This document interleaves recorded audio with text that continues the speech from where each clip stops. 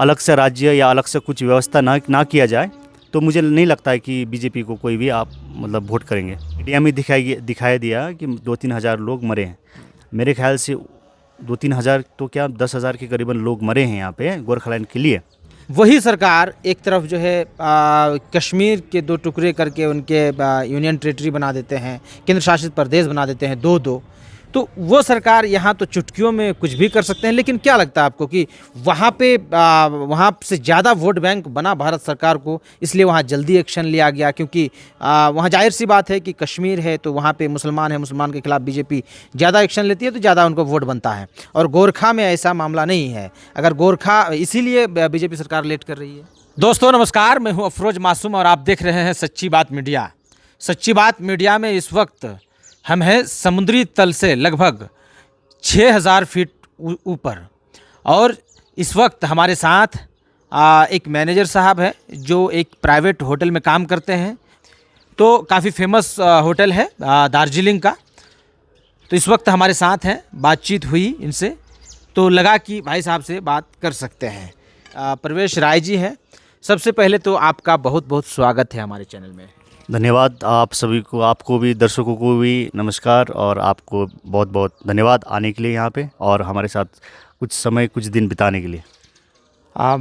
वैसे हिंदी बोल लेते हैं आप? हाँ जी, क्या है, हम बाहर भी काम किए हैं, पूना में, जयपुर में, बॉम्बे में, तो थोड़ा बहुत बोल लेते हैं। मतलब आपको लगता है कि एक नॉर्मल सिटीजन की तरह नहीं सोचते हैं आपके बारे में, गोरखा के बारे में? नहीं, गोरखाओं के बारे में चाहे हमारे नॉर्थ ईस्ट के मणिपुर हो या नागालैंड हो, मैं सभी लोग को लेके बोलता हूँ कि हम लोग जब भी जाते हैं, बाहर जाते हैं, हम लोग को छोटी आँख वाले हैं ना, गोरे हैं, तो उस हिसाब से देखा जाता है कि ये लोग तो इंडिया के है ही नहीं है। हालांकि हमारे लोग ने भी बहुत मतलब सादत दी है ना, योगदान दिए हुए हैं, है ना। तो ये सब अभी तो गूगल पे आप कुछ भी सर्च करेंगे तो मिल जाएगा, ऐसा ये सब चीज़ है। लेकिन फिर भी अभी धीरे धीरे करके तो हाँ अपना रहे हैं। लेकिन मुझे नहीं लगता है कि मतलब जो रहता ना कि हाँ इंडियन है, हम इंडियन है, भारतवासी है बोल के किसी ने मतलब गले नहीं लगाया है। तो दुख पहुँचती है, ये बात को लेकर दुख पहुँचती है। और आने वाले भविष्य में आने वाली पीढ़ी जो हमारे भाई बहन हो, वो उनको लगे कि हाँ दार्जिलिंग में गोरखाली लोग रहते हैं, हाँ और मणिपुर में मणिपुर, नागालैंड से नागा लोग रहते हैं, ये सब हमारे भारतीय हैं, तो गर्व लगता है। तो हम लोग भी देखें, बचपन से हम लोग स्कूल जाते हैं, हम लोग राष्ट्रगान गाते हैं ना, तो ये होना चाहिए, है ना। तो ऐसा नहीं होना चाहिए कि ये विदेशी है, इसको नहीं, ये लोग तो ये खाते हैं, वो खाते हैं, वो नहीं होना चाहिए, भेदभाव नहीं होना चाहिए। खाने को लेकर के जब आप बात कर दिए तो गोरखाओं की बात छोड़ दें तो यूपी, हरियाणा और गुजरात में खाने के मामला में बहुत झमेला है। मतलब अगर आप जिंदा गाय को भी ले जा रहे हैं, आपको पालने पोसने का इरादा है, फिर भी वहाँ जो है लोगों को मार दिया जाता है। देखिए वो सही नहीं है। हालांकि कोई सरकार के ओर से या पार्लियामेंट में कोई एक्ट नहीं बना है कि ये फलाना आदमी को ये नहीं खाना चाहिए, फलाना आदमी को ये खाना चाहिए। तो मेरे व्यक्तित्व ये मतलब पर्सनली मैं क्या बोलता हूँ कि मैं क्या सोचता हूँ कि देखिए अलग अलग राज्य हैं, भारत इतना एक डाइवर्सिटी है इसमें, है ना, और अलग अलग भाषाएं हैं, अलग अलग लोग हैं, अलग अलग प्रजाति है, हर डिस्ट्रिक्ट से लेके अलग अलग भाषा बोली जाती है। तो इस हिसाब से देखा जाए तो आप क्या खाते हो, आदिवासी क्या खाते हैं, मुस्लिम्स क्या खाते हैं, हिंदू क्या खाते हैं, या उत्तर पूर्वी के लोग क्या खाते हैं, तो इस चीज़ में मतलब कोई ये नहीं होना चाहिए। देखिए इसमें क्या होता है कि कुछ लोग, चंद लोग जो रहते हैं ना, वो उठ के आ जाते हैं कि भाई हम तो ये हैं वो हैं, आप ये मत खाओ वो मत खाओ।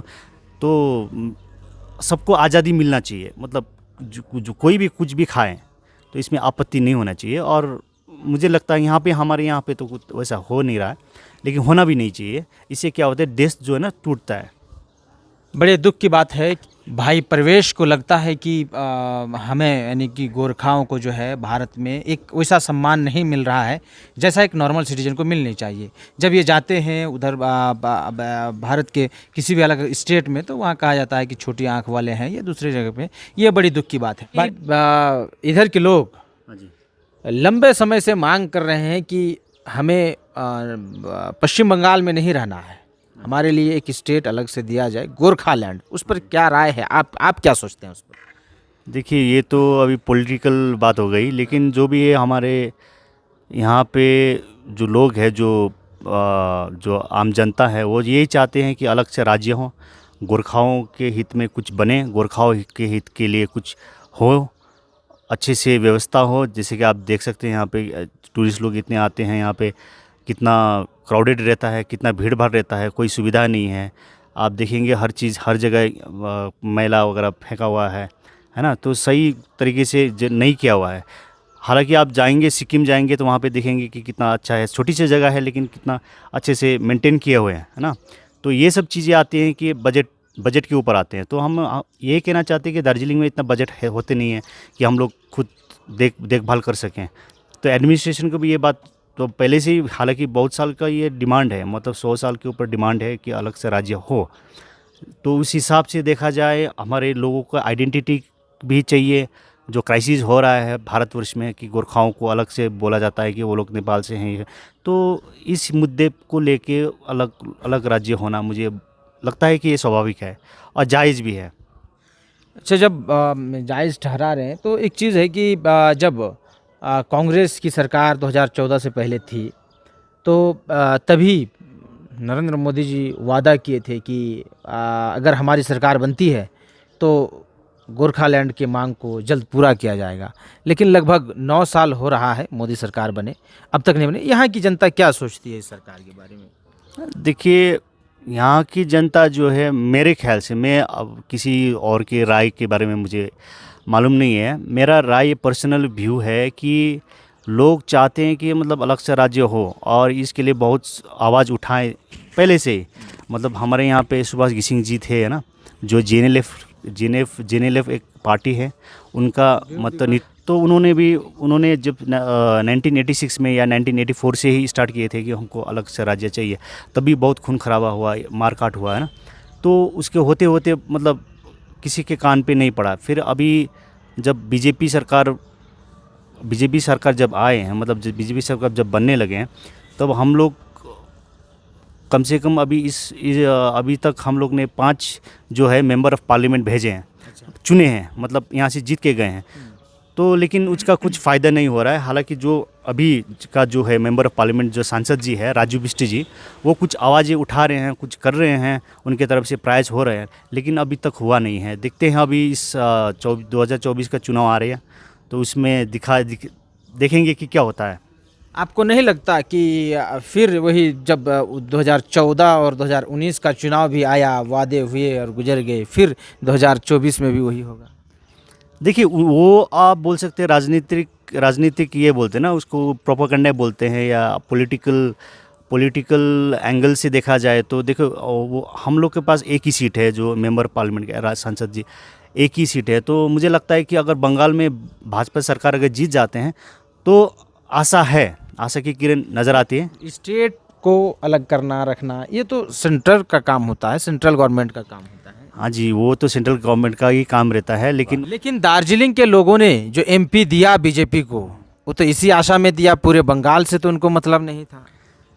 देखिए, अभी हम ऐसी स्थिति में हैं जैसे कि अगर मिले तो भी ठीक है, नहीं मिले तो भी ठीक है। अभी ऐसा स्थिति बना के रखे हुए सरकार ने, तो अभी देखते हैं क्या होता है। कि वैसे तो हम लोग यहाँ पे मतलब इतना आवाज़, इतना खून खराबा हो गया, बहुत सारे लोग ने अपना जान भी गंवाया है, लेकिन अभी मतलब बीजेपी सरकार को हम लोग ने चुने हैं ना, 5 बार हो गया, लेकिन अभी इस बार मुझे लगता है मेरे निजी जो सोच है, वो लगता है कि इस बार 2024 में ये लास्ट होगा, बीजेपी का हार या जीत होगा। उसके बाद कोई विश्वास नहीं करेगा बीजेपी पे। अगर अच्छा, आप मानते हैं कि अगर इस बार बीजेपी सरकार गोरखालैंड की मांग को पूरा नहीं करती है, तो अब यहाँ के लोग उन पर विश्वास करेगी बीजेपी? अलग से राज्य या अलग से कुछ व्यवस्था ना किया जाए तो मुझे नहीं लगता है कि बीजेपी को कोई भी आप मतलब वोट करेंगे। तो जब भारत सरकार को आप लोग यहाँ से एमपी दे रहे हैं, बीजेपी सरकार को एमपी दे रहे हैं, और यही मांग को लेकर के कि गोरखालैंड की मांग को पूरा किया जाएगा, वही सरकार एक तरफ जो है कश्मीर के दो टुकड़े करके उनके यूनियन टेरिटरी बना देते हैं, केंद्र शासित प्रदेश बना देते हैं दो दो। तो वो सरकार यहाँ तो चुटकियों में कुछ भी कर सकते हैं, लेकिन क्या लगता है आपको कि वहाँ पे वहाँ से ज़्यादा वोट बैंक बना भारत सरकार को, इसलिए वहाँ जल्दी एक्शन लिया गया? क्योंकि वहाँ जाहिर सी बात है कि कश्मीर है तो वहाँ पे मुसलमान है, मुसलमान के खिलाफ बीजेपी ज़्यादा एक्शन लेती है तो ज़्यादा उनको वोट बनता है। और गोरखा में ऐसा मामला नहीं है। अगर गोरखा, इसीलिए बीजेपी सरकार लेट कर रही है। देखिए, अभी बीजेपी सरकार लेट कर रही है या उनके ऊपर तो कुछ दबाव तो होना नहीं चाहिए मेरे ख्याल से, क्योंकि जो भी वो राय लेते हैं चुटकियों में, लोग बोलते हैं कि चुटकियों में लेते हैं या दिन घोषणा कर देते हैं, है ना।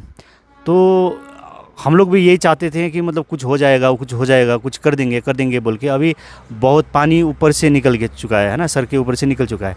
तो इस बार मुझे लगता है और मुझे खुद ये कहते हुए मतलब कुछ ये नहीं है कि ये 2024 में जो चुनाव आ रहा, अगर इसमें भी अगर बीजेपी हम लोग जिता देते हैं, सांसद अगर एक बना देते हैं, अपने सीट दे देते हैं, तो अगर भाजपा सरकार के ओर से कुछ हुआ नहीं, कुछ किया नहीं, तो मुझे नहीं लगता है कि भाजपा सरकार को यहाँ पे मतलब कोई आश्वासन देने की ज़रूरत नहीं। भाजपा सरकार को कोई फ़ायदा नहीं है। नहीं, देखिए, जोर शोर से मांग जो है वो मतलब 1986 में हुआ था। मतलब करीबन 2-3 हज़ार, वो सिर्फ मीडिया में दिखाई दिया कि 2-3 हज़ार लोग मरे हैं। मेरे ख्याल से 2-3 हज़ार तो क्या 10 हज़ार के करीबन लोग मरे हैं यहाँ पे गोरखालैंड के लिए, है ना। तब सरकार कौन थे यहाँ पे? जो आप स्टेट सरकार थे यहाँ पे CPIM थे, और जो सेंट्रल में थे वो कांग्रेस थे, है ना। तो मुझे नहीं लगता है कि गोरखाओं के लिए भारत में ऐसा छवि नहीं बनाया गया है कि ये भी हमारे भारत के ही नागरिकता है ना। ये सिटीजनशिप ये लोग का इंडियन है। तो अगर पॉलिटिकली अगर देखा जाए, अगर ऐसे मतलब जो सरकार बनती है, चाहे वो कांग्रेस हो चाहे वो बीजेपी हो, अगर इस तरह से देखते हैं और भविष्य के लिए सही नहीं है। मतलब अरे हाल दीजिए इजाज़त। हाँ जी, नमस्कार।